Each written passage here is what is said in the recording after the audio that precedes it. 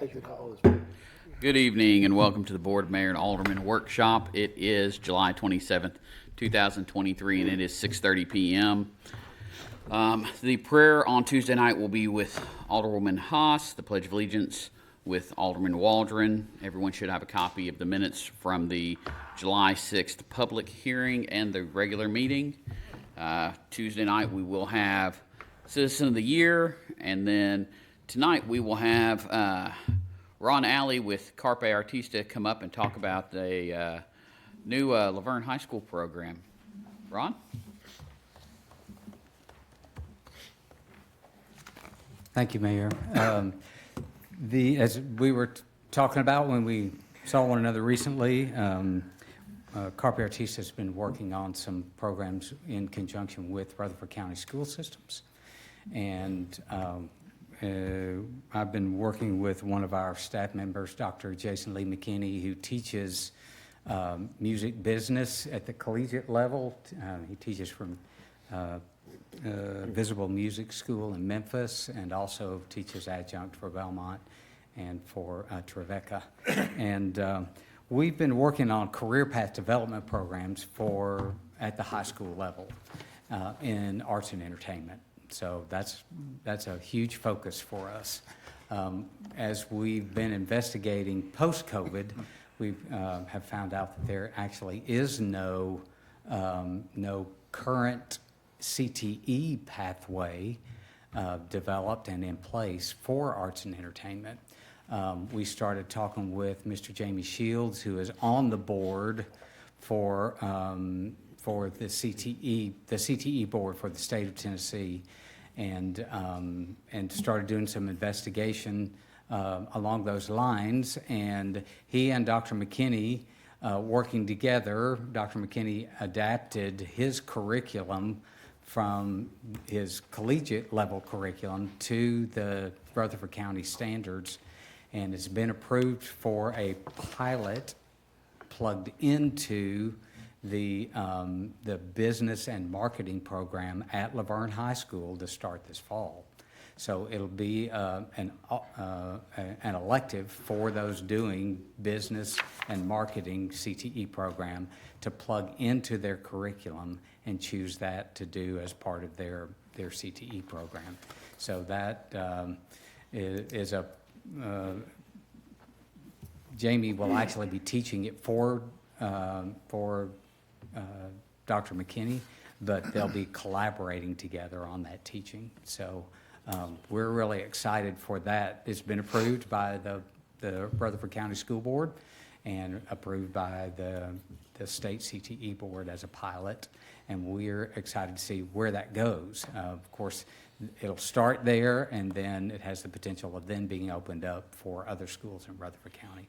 But I just think it's really great that it's actually getting its start right here at Laverne High School. So. And Ron, I know you and I spent some time talking about it, but explain how that ties in with music and art, that program. Absolutely. Well, we do music and art with our academy. We do art instruction and private instruction at the elementary level all the way through the high school level. But that is primarily focused on skill development in music, playing instruments, writing songs, singing, doing musical theater, which of course we still appreciate that partnership with Roy Waldron School here and Miss Joanna Kane Dr. Joanna Kane working with us. As a matter of fact, I just came from a summer camp where they're doing a production of Mean Girls starting tomorrow night and Saturday. So, and they've got 43 kids engaged in that, high school and middle. So this is kind of a beginning to what we hope will expand to be a full program that has CTE certification in arts and entertainment, spread over not only music, but into the art world as well. Anyone have any questions about this CTE program? Can the kids get a credit for that? They do get credit for it, yeah. They get CTE credit for it. So when they finish that program, then they get certification. at graduation. Will they be putting on shows like Roy Waldron does? Not with that, but But they do already put on shows. but we at the high do, yeah.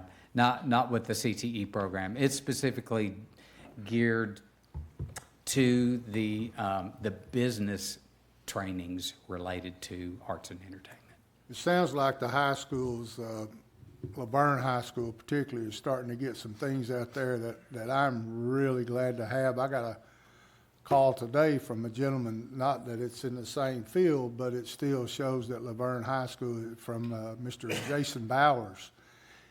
He's going to be starting up a welding trade that's at excellent. Laverne High School, and Yep. me and him's going to meet Sunday, because for what it's worth, I used to be a certified welder, so I know quite a bit about that. And he'll be at my house Sunday, and we're going to talk about some things. So I love it when the kids have more things to participate in. Keep them busy. Yeah. Keep them busy regardless of what it is. What we hope is that we can develop a full program, especially here in the Nashville area, in arts and entertainment, the entertainment industry, because the entertainment industry needs a secondary pathway, not just into work development. They need a secondary pathway than just the university pathway. So something that actually gets them into work positions more quickly and with less debt. So that's what we Absolutely. hope to develop. And this is ideal, being Music City, the heart of Absolutely. both country, blues, rock. We've got it all here in the whole industry. So this is just a start, and we hope to see it expand to create a full program that we actually can work with Rutherford County Schools in providing that full program, and create those pathways that will get them into jobs more quickly. So, Any other questions? Good stuff. Thank you, Ron. absolutely. Thank you for having me. No one signed up for the public comment period. Departmental reports. Danny, if you could come on up. Mayor, Vice Mayor, Board, I appreciate you giving me the opportunity to speak for a couple minutes tonight. I'm reaching out for hopefully help from the board in assisting with our lead and copper sampling to hopefully, if you have the ability to reach out to some of our customers that have been designated sampling sites, approved sampling sites by TDEC, to help us meet the requirement that the lead and copper rule requires Laverne to meet. So just to start off, the lead and copper, the purpose of the lead and copper rule is to protect public health by minimizing lead and copper in drinking water. And so that requires public water systems to sample at high risk homes from their tap to high risk for lead and copper contamination, as identified by 40 CFR 141.86A. So I've been hanging out with Dwayne too long. Laverne's required by their population to sample 30 sites. We have 60 sites approved by TDEC. We have sent out letters to all 60 of those sites. You have an example of what that invitation letter is, as well as the public survey, or the survey that they are asked to fill out as well and send back. I put an envelope in there, self-addressed stamped envelope, asking for that back. Of the 60, I received 8. So then what I did is, with the help with water billing, they were able to give me phone numbers to those 60 or whoever had a phone number on file. I reached out to them, called all 60 of them. Right now I'm sitting at, if those who have committed to sampling, as well as samples that I have collected, at only about 20. So I'm still 10 short. And that's banking on the fact I only have 11 in hand, and I'm waiting for 9 to be received, hopefully this week and next week that I have commitments by customers. And that takes, basically what it is this is an example of the sampling container. It comes with instructions and a piece of paper that kind of walks it through, and you write down the time you sampled it, when the last use was, the time it was sampled, which it needs to be 6 to 8 hours. That's the hardest thing for customers. I do understand that if you get up at a different time, or some are earlier, and if you stop using water at 10, but you get up for work at 5 or at 3:30, I had that issue today, it doesn't meet the requirement. So I'm trying to, I know it's difficult. We hope that, of these 60 sites, we can get at least 30 of them to commit, get positive samples, or, correct samples is what I mean, not positive. Sorry, that's a wrong choice of words to use. On that note, the ones that we have gotten have non-detect for lead. So, and that's how it was for 2020 as well. We're expecting the same results for 2023. So we do have to do this every 3 years. They are in the midst of revising that rule, which is going to completely change this program. So we're just trying to make sure that we can get these done this year. We have through September. So I'm trying to get a big jump on it, get it completed, get all that information back to the customers once the results are in. But there is a list with names and numbers that I have. I'm just kind of asking for the board's help and possibly reaching out to those that I haven't been able to make contact with to help the water treatment plant meet the requirement of the lead and copper rule. Absolutely. So, team, if y'all know any of those, I know a bunch of them. please be sure to reach out to them. And you can give, The ones you left a message with, they never called you back? no, sir. And then you got some with no phone numbers? Correct. That's what, again, with the help of water billing, they gave me as much information as they could give me. They gave me updated names and phone numbers, which was very much appreciated. So in my case, you want me to contact the ones I know and have them to call you? Please, yes. Have them to call the, And you can have them call me directly. With these sample kits, when I hand them out, I put, a little note in there, say, you can call me. I also put my card in there. So, and you can call me at any time, because that's how important this is to make sure that we get this done.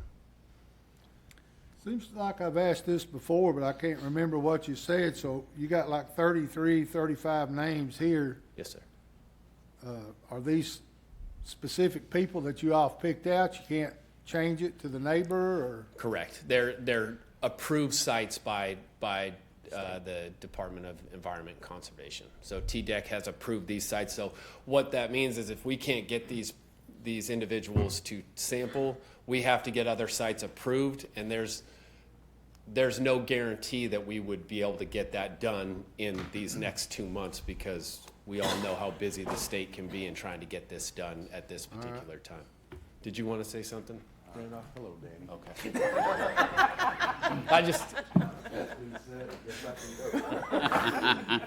I thought he was going to fill in the rest of this. I mean, Quick-witted, wasn't it? It was. Thank you, Danny. thank you. Appreciate y'all's help. Moving on to old business, second reading 2023-17, an ordinance to amend the City of Laverne fee schedule regarding the sewer rates and tap fees for the Blair Road Sewer Basin. This is second reading. Does anyone have any questions? Bruce, you have a question. Not a question, but a comment. We were notified a day or two ago that this dollar amount for the tap fee may actually be $2,800 instead of $2,700. I've contacted the town manager at Smyrna to try and get verification of that, and so hopefully I'll have an answer by Tuesday. I just wanted to let you all be aware that this may be $2,800 instead of $2,700. Okay. Thank you, Bruce. Moving on to the consent agenda. Approve or reject city bids and purchases. First, we've got the bid amendment for the police department uniform price increase. Words we don't like to hear, but still. Well, we all know that everything went up. And Chris did, with her letter she sent me, and I think I included it, the price adjustments to everything. And some of the stuff went up 15% and more. 10% a lot of it. So 14.8, I mean, so giving them 5% across the board increase, I don't think is that bad of an idea. Okay, and this is part of the, as far as the budget, and as long as the police department monitor their budget, this will fall It should within be. the It scope. should, still. No pressure, no pressure. None whatsoever. Moving on to number 2, Sourcewell contract pricing for furniture for For- Fire Station 41. Yep, So it's I mean, you know, we've gotta do it. it's $180,263.43, but we did budget a total of $400,000. Well, and this is on a Sourcewell contract, so we did get a good discount. Can't ask for much more. Does anyone have any questions about the? Is this actually the furniture, or is this for the curtains, the furniture? No curtains. It's furniture. It's furniture, tables, desks, chairs. It's the chairs for the training room, which is gonna house, what, over 100? Yes, Wasn't it ma'am. over 100, Yes, ma'am. Chief? It's a 120-person classroom, all the office and furniture, chairs, all that for the admin office downstairs, as well as a few other pieces upstairs for the firefighters. Does not include refrigerators, washers, dryers, Right. and the fitness equipment for the upstairs. That would be a separate contract. Wondering, it budgeted 400,000, and it coming back at 180, is it something that's? No, sir. $400,000 is the total package. What we anticipated being the total package for what is called FF&E, furniture, fitness, and equipment. So that is just one small piece of our entire purchase for the fire station. We'll still have to go back and find refrigerators, washers, dryers, the fitness equipment, Beds. kitchen tables, Beds. the fire station beds are upstairs. So all this that. just might just be partial, it still might come up to close to 400,000. Yes, sir. It will hit the 400,000. This is just all we're gonna be buying through High Touch or through Staples. Pretty good furniture, chief. Han, On-brand furniture carries a lifetime warranty. I can attest that there is a set of Han furniture back in finance that was bought in, well, and it was bought 21 years ago. My daughter's 21 years old. I was pregnant with her when we bought it, and there's nothing wrong with that furniture today. I know Han well, I used to haul it. Chief, just noticed kind of odd here, lots of red. You didn't want to go with blue? No blue.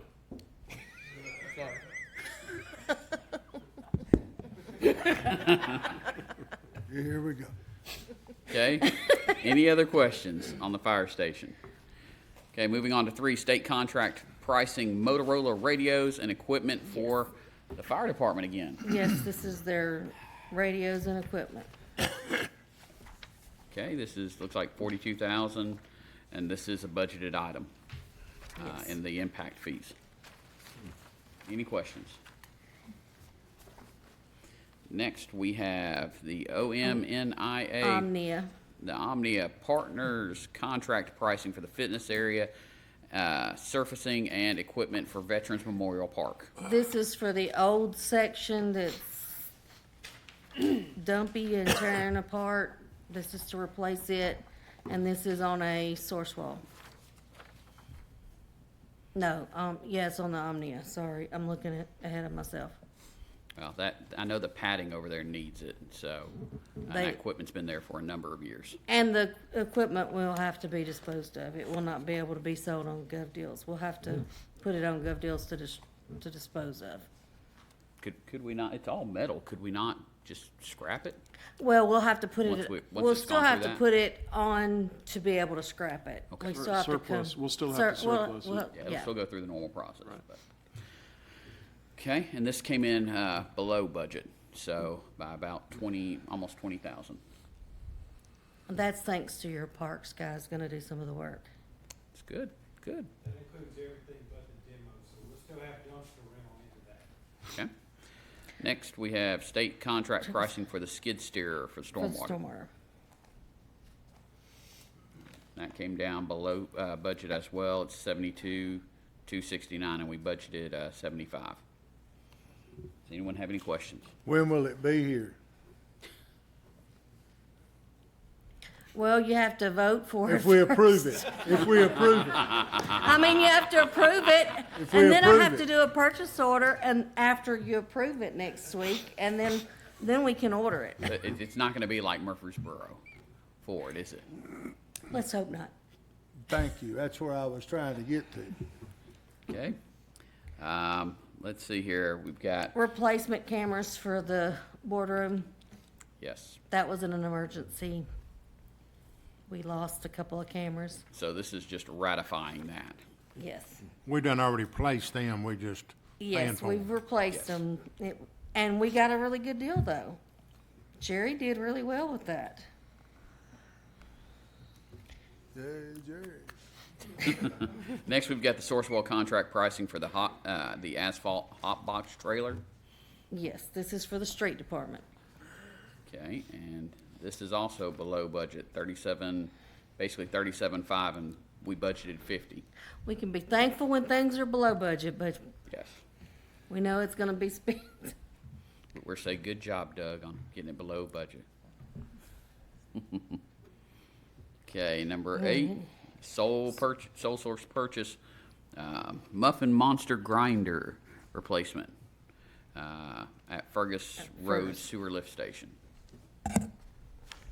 Yes, And that's essentially right at budget. right. Next is the Omnia Partners for the body worn cameras for the police department. And that also came in right below budget. Yes. You might ask me about some other things later, but that's all I've got at the moment. Felicia, once we vote past this, Yes. do we know what the time frame is on getting those cameras in and getting The- them up? The cameras, Yes, ma'am. they're already in, sir. Wonderful, That was an emergency purchase. wonderful. Are you talking about the body worn cameras? Oh, the body worn Yes. cameras? Oh, do you know how long it'll take to get them in? The anticipation is that we would have, probably by September, if not October, because we have to do some installation things, and there's a lot of hard wiring as far as some cabling and things of that nature, so. But hopefully we'll have them in place before, I want to say October 1. Okay, wonderful. Does the department currently wear cameras? No, ma'am. No. Okay. We just have dash cam, we have in-car video. And then there's some recording devices as well for outside. Well, we have, it's the mic pack that Yes. that we can take when we go away from the car. We started this last year where we got the back end equipment to be able to do body cams and just basically split it up. We did the back end last year, get that up and functional, and then get the body cams in. Chief Officer Joyner was explaining how that stuff worked. So once those body cams, with it passes, I don't want to get yelled at by Felicia. Again, If we get the body cams, the audio thing that they wear now that goes up here will be obsolete, correct? That does the audio for that? No, they can still be operational, because there may be a time if this fails or the battery goes out or whatever the case may be, they still have the backup. Okay, well, I was gonna just see if those were something that you would sell to somebody, but I guess you gotta hold on to them just in case. Yeah, because that's actually a piece of hardware that goes to the dash cam. I video. got you. Yes, sir. any other questions? Okay, moving on to B, approve change order number 1 to amend the professional services agreement with Johnson & Bailey Architects PC dated July 29th, 2021. This is for the new Fire Station 41. The total for the change order is $77,500. This would modify the contract maximum amount of $438,993 to a maximum of $516,493. Does anyone have any questions about this? Moving on to C, approve street paving with Hawkins Asphalt Paving LLC for the fiscal year 2023-2024. And this is just our regular budgeted paving. And This would be with Hawkins Group. Does anyone have any questions? D, approve City Hall parking lot and driveway paving with Hawkins Asphalt Paving and striping with Kerr Brothers and Associates. Does anyone have any questions about this? It's pretty straightforward. E, ratify the approval of grant contract 2426-17 with the Greater Nashville Regional Council, or GNRC, for the Laverne Senior Center. This is something that, unfortunately, we're used to with their time frames. They like to get it to us 2-3 days after the last meeting and say they need it as quickly as possible, which is usually before our regular meetings. So this is just the regular contract with them.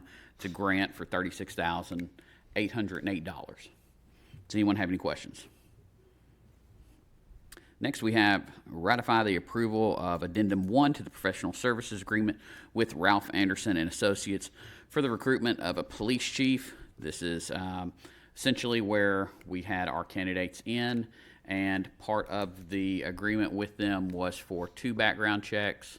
Of course, we had 5 candidates, and we didn't know the exact number we would have, so we knew that number was going to go up. So this was for them to be able to do all 5 versus just 2. Does anyone have any questions? Next, we have approved Sourcewell Furniture Program participation agreement with High Touch Business Services, LLC.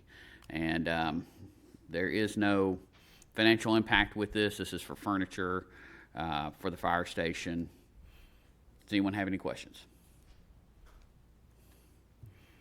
Next, we have approved sponsorship agreement with TDS Telecommunications, LLC, DBA TDS Telecom for sponsorship of the Laverne Fall Festival through 2025. And this is a sponsorship fee of $7,500 per year. Does anyone have any questions? Next, we have approve a memorandum of understanding with Motlow State Community College for non-credit instruction for the fire department advanced emergency medical technician training. And this is a budgeted item totaling $16,800. And it's just like it says that Motlow will deliver 200 hours of AEMT training for 12 Laverne firefighters. Does anyone have any questions? Moving on to J, approve change order number 2 to the contract with Romac Incorporated for the construction of Fire Station 41. And this will deduct some money from the contract, which is something we always like. Say it again. Mayor, Deduct. it's actually an increase, but it's a Increase. deduct from the contingency portion. From the continue, okay. Yes, like I say, it's, the original contract had a contingency amount that was, I think, 981, and basically this 109 will be subtracted off of that. So we'll still have 871,000 roughly in the contingency to pull from the budget. Okay. Any questions on that? And then next, we've got approve amendment to an agreement with Placer Labs Incorporated for economic development services. And this is the cost of these services for the next year is $19,425. This is, again, a budgeted item. This is increasing theirs by about $1,000. Seeing no questions, moving on to first reading, ordinance number 2023-18, an ordinance to amend the fiscal year 2023-2024 general fund budget. And it allocates funding for replacement cameras for Channel 3, which we talked about earlier, and the amendment to the PSA with Johnson & Bailey Architects. The total for this budget amendment is $86,700. Does anyone have any questions? Then moving on to number 8, first reading ordinance 2023-19, an ordinance to amend the fiscal year 2023-2024 drug fund budget. And this is basically some ballistic carriers and plates for our SWAT team that had expired. Does anyone have any questions? Seeing none, we're going to move on to number 9, first reading ordinance 2023-20, an ordinance to amend the fiscal year 2023-2024 equitable sharing fund budget. And this is for the purchase of tasers for the police department. And so that's what this money is pulling for. Any questions? I think Chief Beasley's volunteered to test each one of those. I'll be glad to shoot any police officer with a taser, yes.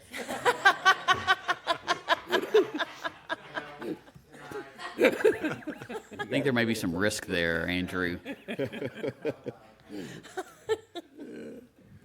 Moving on to Resolution 2023-16, a resolution authorizing the City of Laverne to participate in the Public Entity Partners Safety Partners Matching Grant Program. This is one we do each year. It's safety equipment and supplies, and so we should be able to get reimbursed for about half of our costs with this. Does anyone have any questions? Next, we have motion to approve a sewer agreement with BRS Development for the sewer line extension project for Arbor Ridge. Kyle, you want to tackle this?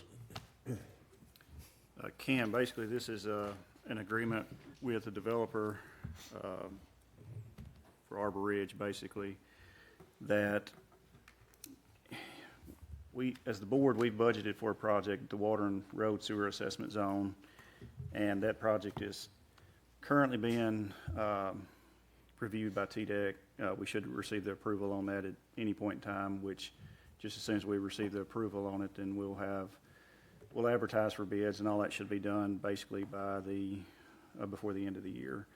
But in the meantime, the developers of Arbor Ridge are wanting to get started on their construction, and this project needs to be done for them also.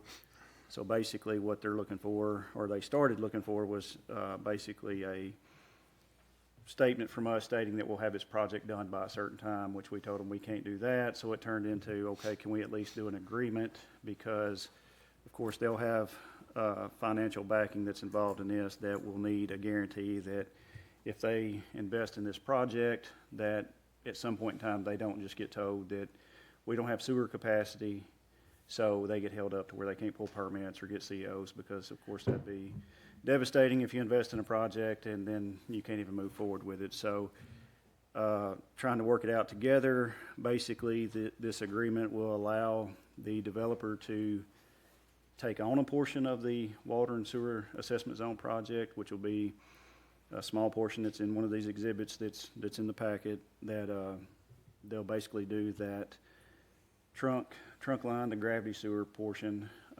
of that, which will reduce the overall cost of the project for us on our end, because like I said, something we've already talked about is we'll do the project and then we'll create a sewer assessment zone.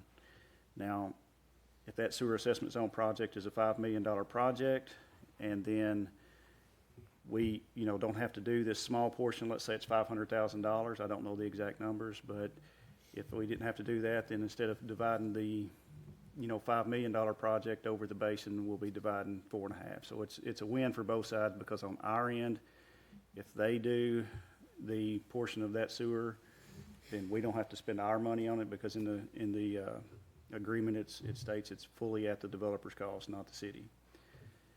And like I said, on their end, that way they know they don't get held up because the sewer's not done whenever they're ready to start pulling permits. Another portion of the agreement that is meaningful is they also want at some point in time to be able to, if they need to, do another portion of the project if we've not already completed it, which will be the actual pump station upgrade. So in essence, pretty much if they again get started on this project, they don't want to be held up by sewer capacity being an issue. So even though they do the trunk line at some point in time, which is about 300 to 350 homes, we would have to put a stop out there because this pump station would be at capacity.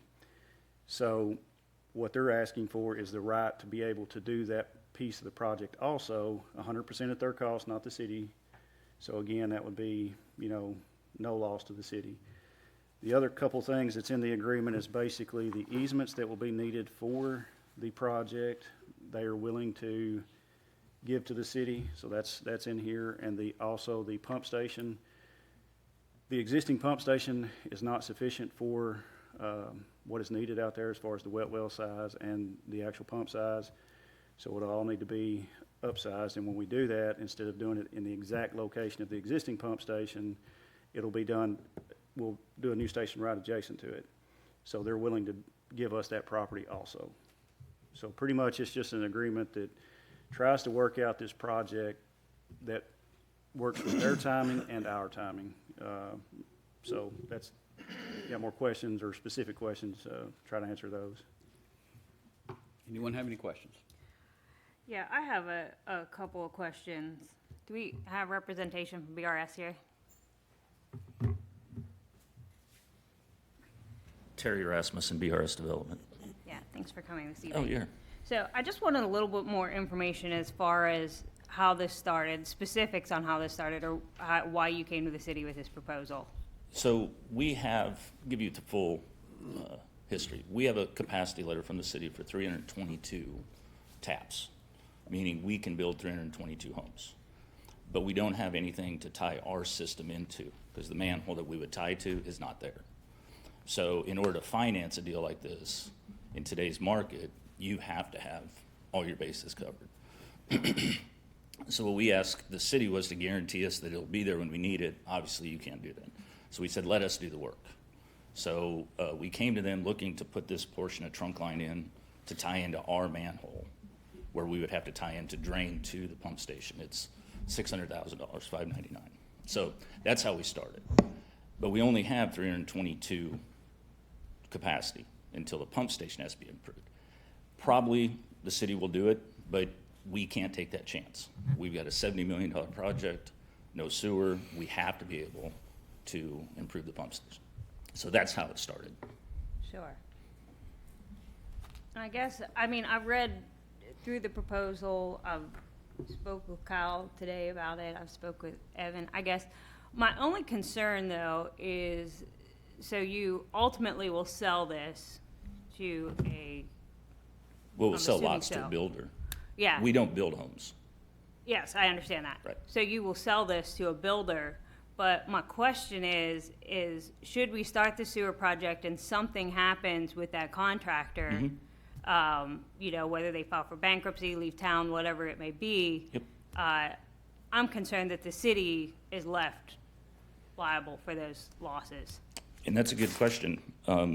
There's a part in here that if we choose to do this work, even the trunk line, we have to put a performance bond up and making the city the obligee. So if our contractor doesn't finish for some reason, then you would have the access to that bond. Sure. And it's a performance bond. It's not a maintenance bond. I don't know if you know the difference between one or the other. We have to put this up before we start the work. Yes, but that bond would be with the city and not with BRS, correct? BRS would get the bond, making the city the obligee. So if something would happen, you would call the bond, you would get the money.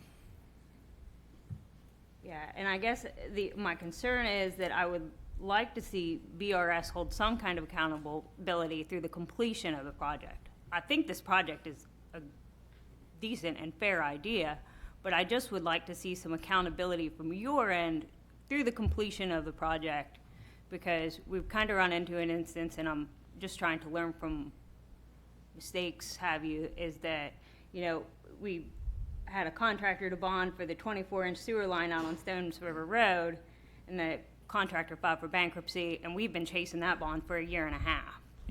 So I'm just trying to prevent another scenario from happening. So we, in our opinion, we believe that a bond is more something you can get. I mean, BRS is an LLC. I mean, we could close the doors tomorrow. You don't have anything. With a bond, you have something, and you're the obligee. In our opinion, it's much safer.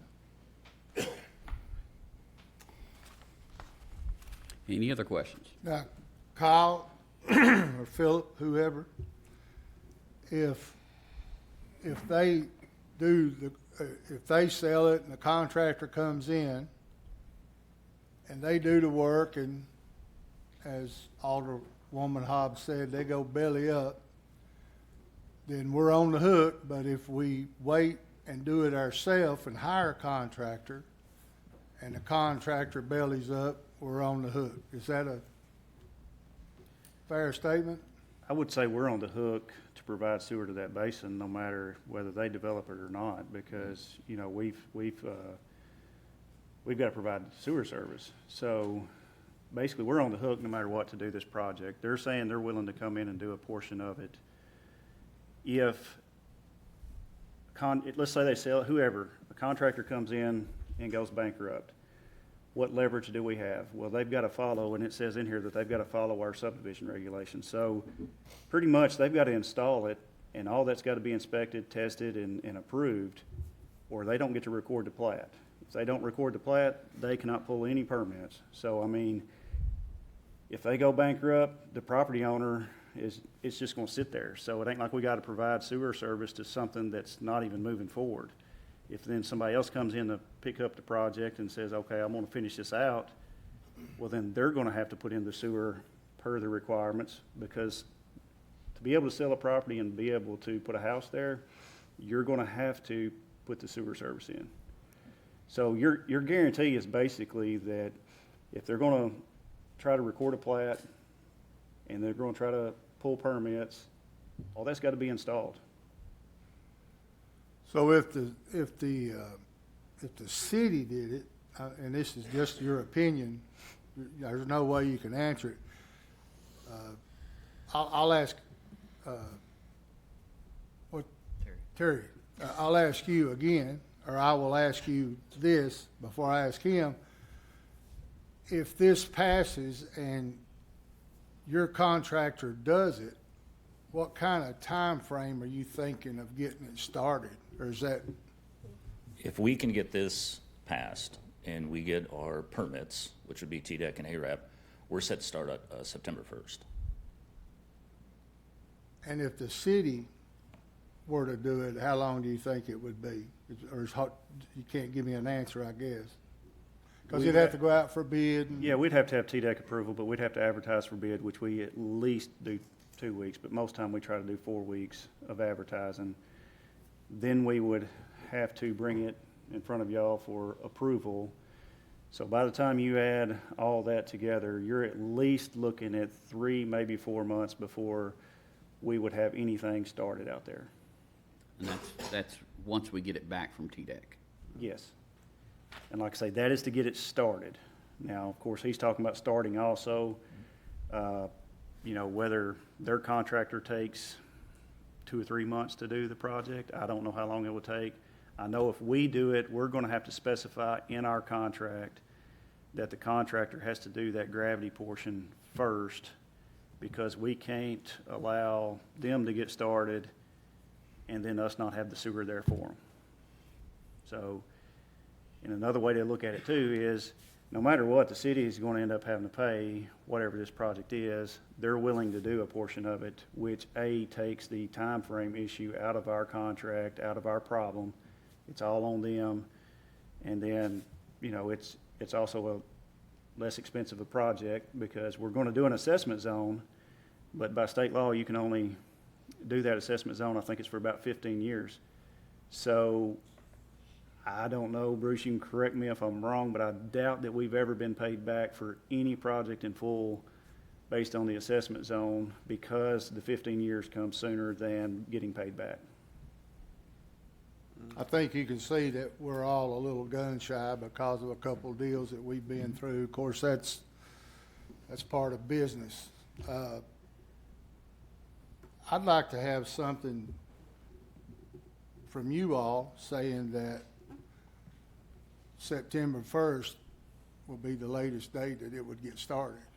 We can't, there's no way I can do that. I don't know when I'm going to get permits. There's a couple of things that's going on right now. Is we've got a nationwide permit from the Army Corps of Engineers we're waiting on. After we get that, we'll get TDEC permit.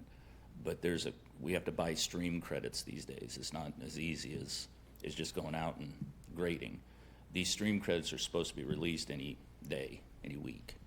We can't get a permit without those stream credits. So we should start September 1st, but it is all dependent on the Army Corps of Engineers to do that. Philip, But I will say one thing, we will start within 30 days of getting that permit. Philip, correct me if I'm wrong. I want to say, at least in one of the many versions that we were going around about with on this, didn't it mention as far as it went back and forth as far as time frame, and it eventually got to the point where it was with when it came to permits that they would do their due diligence on getting those in a timely manner? I don't recall a previous version, but that's what this I one, could speak to that. So Hold on. that's what this one seems to say, but I can't speak to a previous version to your question. So what this document says is that the city has until June 15th of next year to start the project, whatever that approval is. If they don't start within that time frame, we can give notice to start. We have to start within 60 days, though. That's what it says. There's other versions that said we want to get the permit first, but we didn't end up agreeing to that, and so we're 60 days from that. One thing I would add, like Kyle said, we're not obligated to do this. The city is obligated to do the full amount. We want to get started. The plans have taken 2 years for various reasons. They should get it approved. You should have a contractor. You should, but we don't know that. We're going to close on this land. We're going to spend $70 million out there over the next 7 years.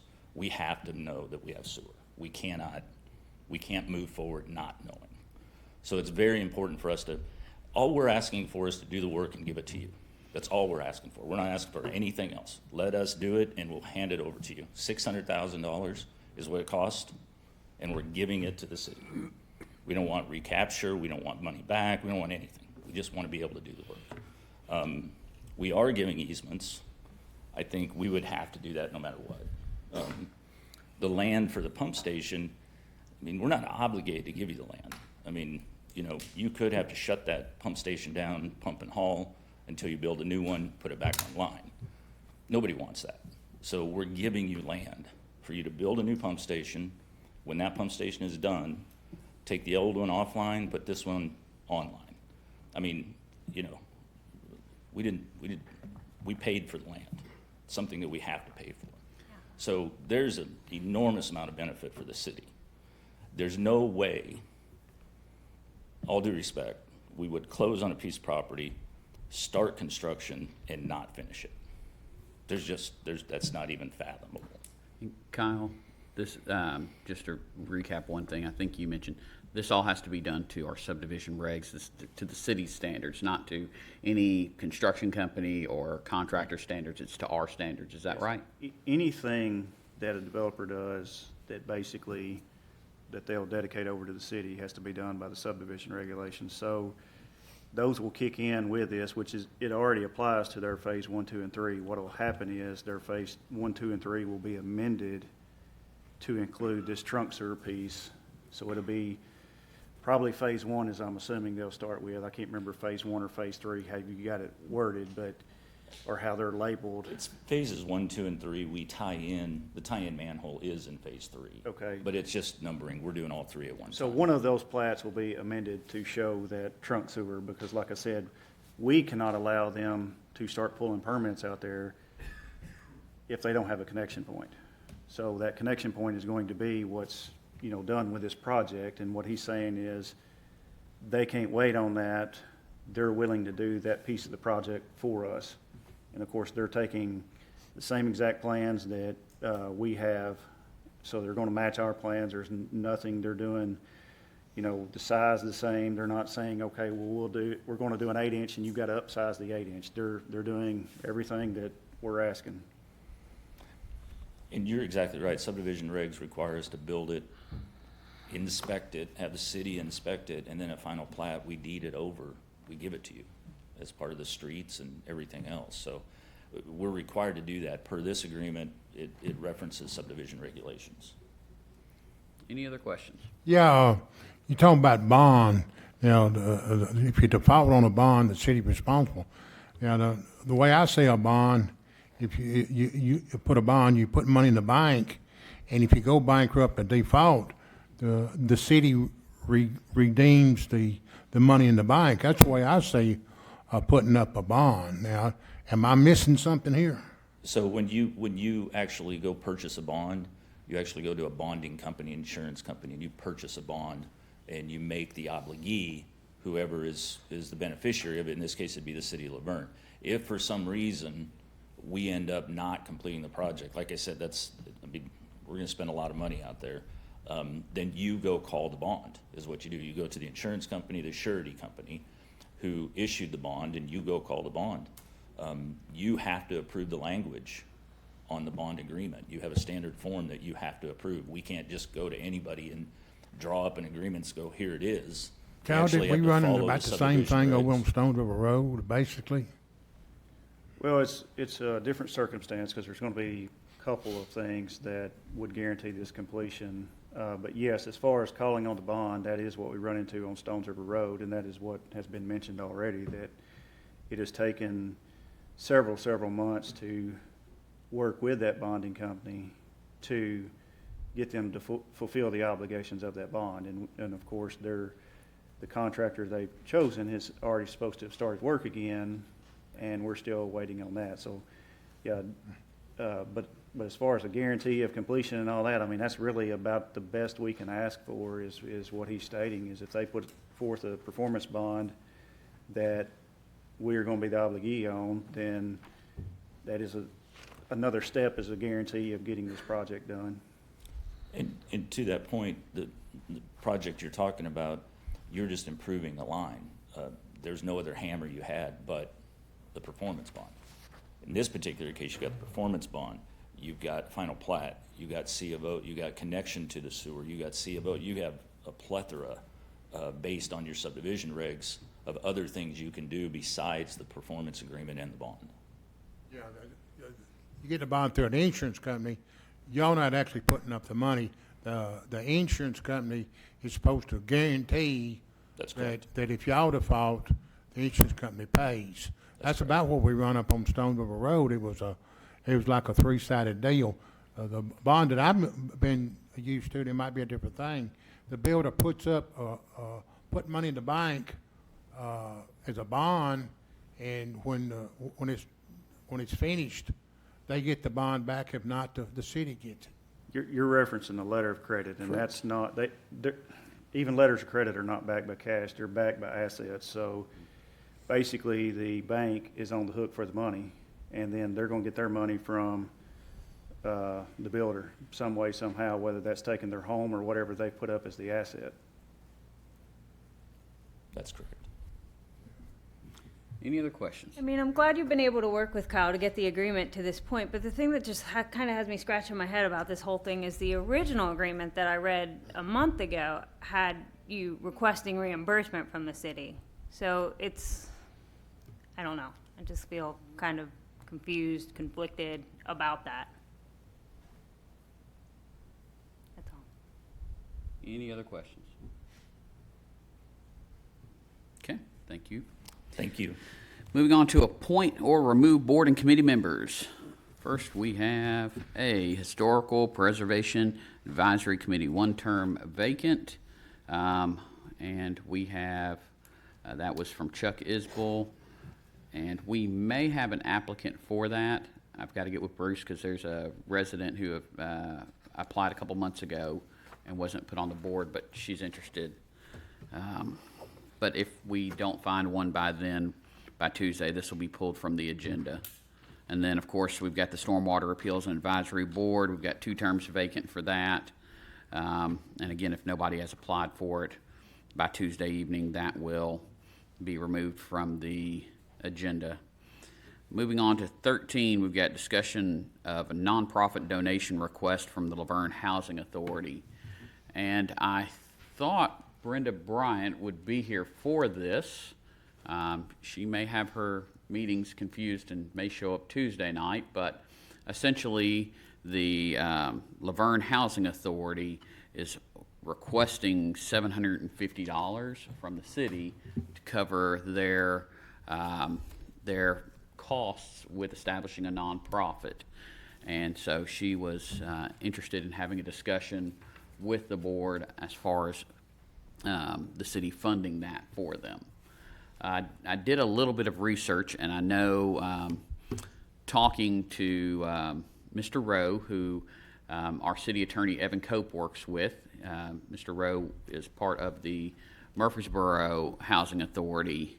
They came and spoke about a year or so ago to the Laverne Housing Authority.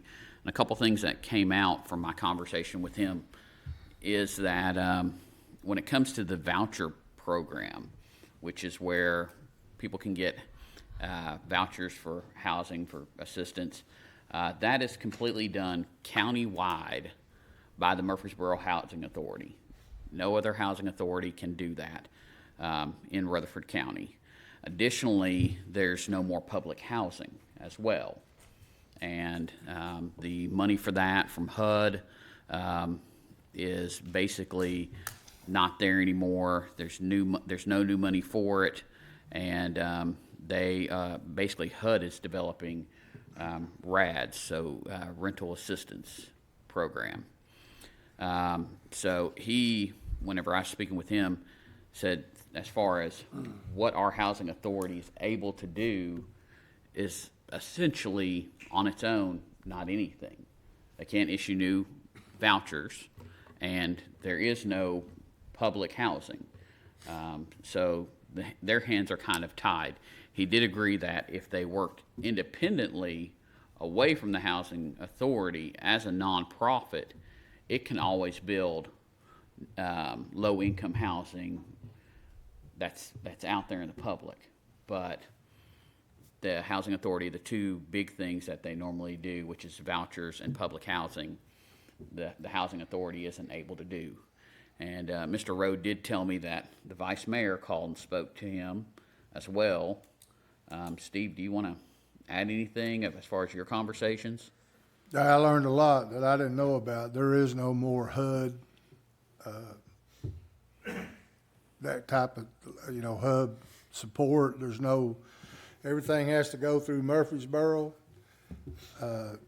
He says that housing authorities in the cities and communities are useless. Everything has to go through him and them. And he did bring up one word that said that the only way a housing authority could ever work in a community is if you had millions and millions and millions of dollars. So.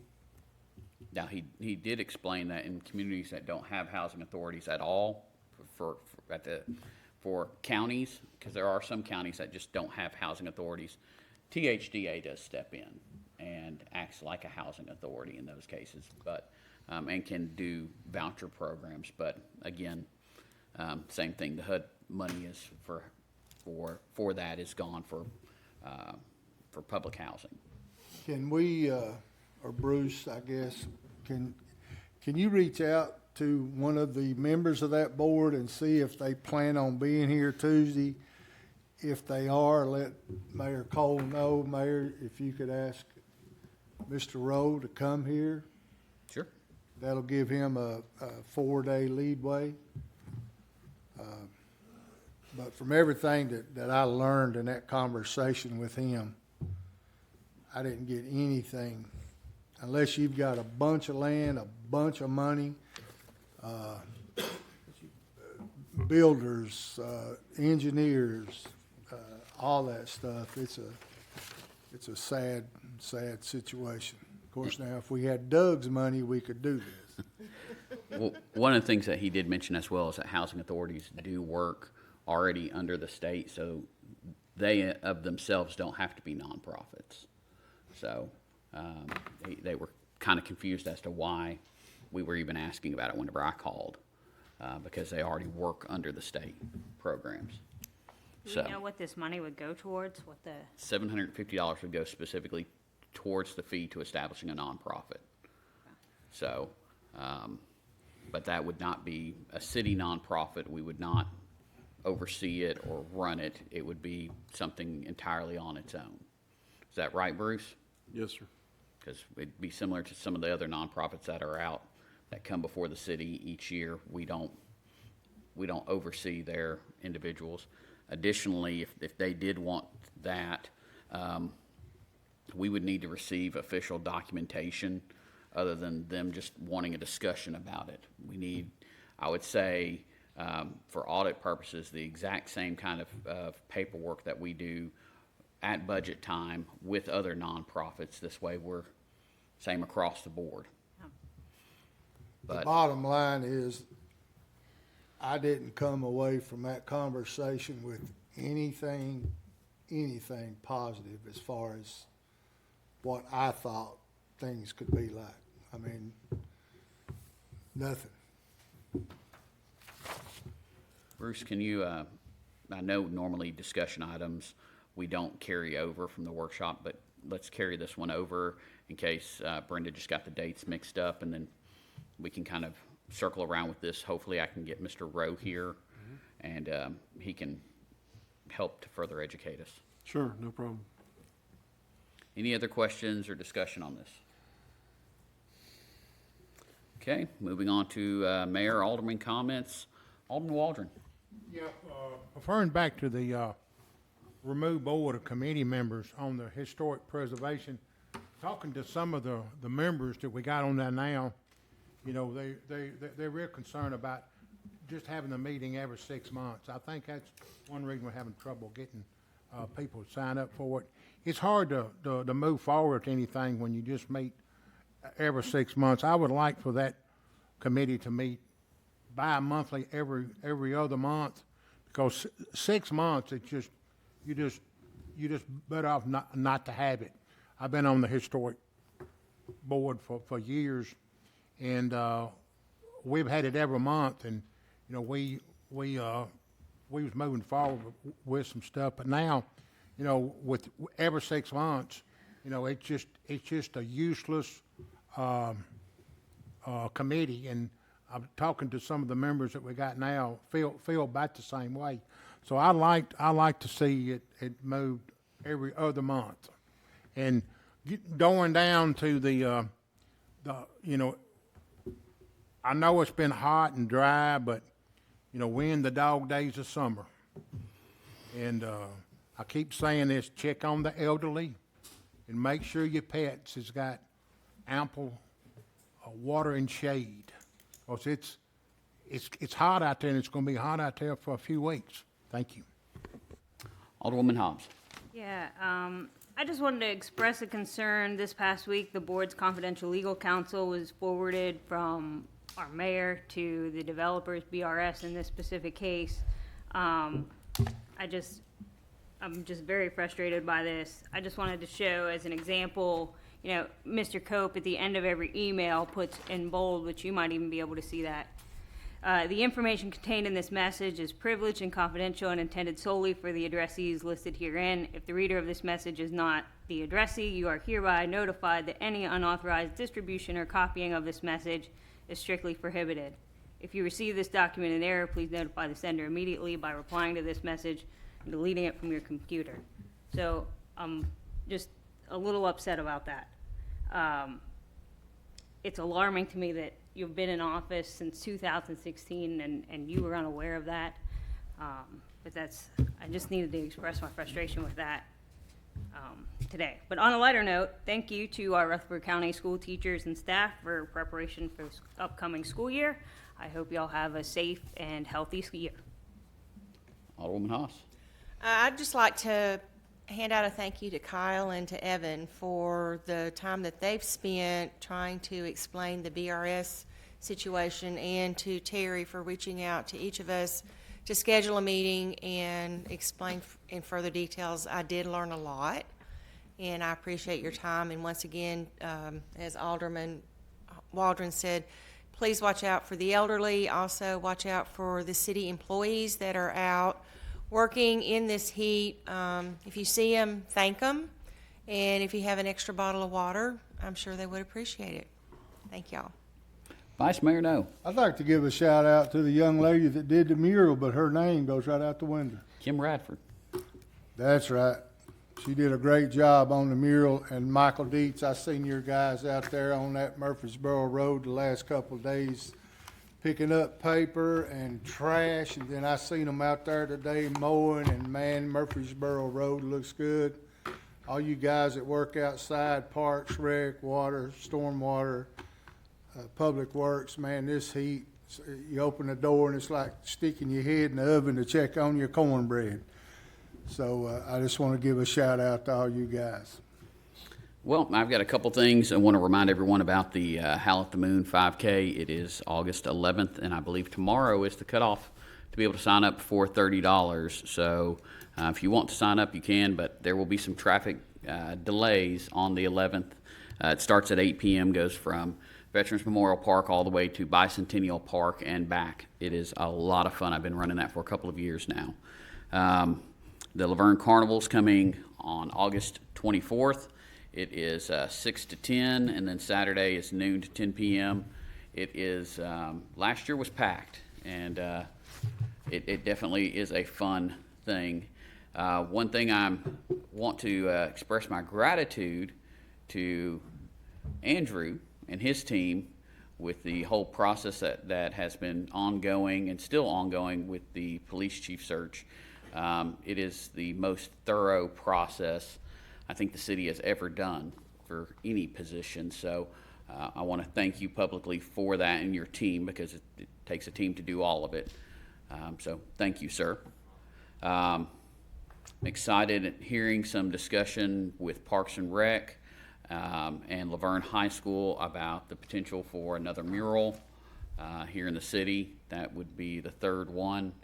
And we've got the one over at Icy, and then we've got the new one that was just unveiled here at City Hall. So that could be, again, adding more art and artifying this city.